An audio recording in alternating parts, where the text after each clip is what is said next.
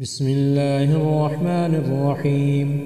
وإذا ضربتم في الأرض فليس عليكم جناح أن تقصروا من الصلاة إن خفتم أن يفتنكم الذين كفروا إن الكافرين كانوا لكم عدوا مبينا.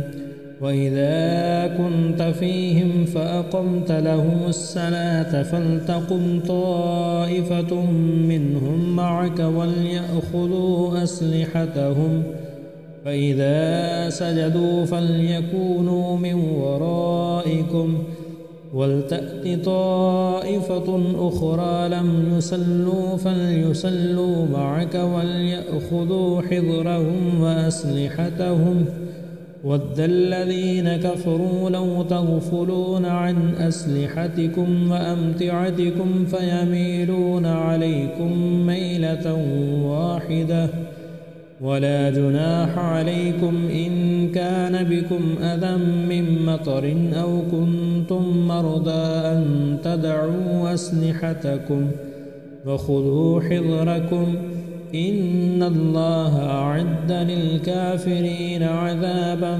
مهينا. فإذا قضيتم الصلاة فاذكروا الله قياما وقعودا وعلى جنوبكم فإذا اطمأننتم فأقيموا الصلاة إن الصلاة كانت على المؤمنين كتابا موقوتا.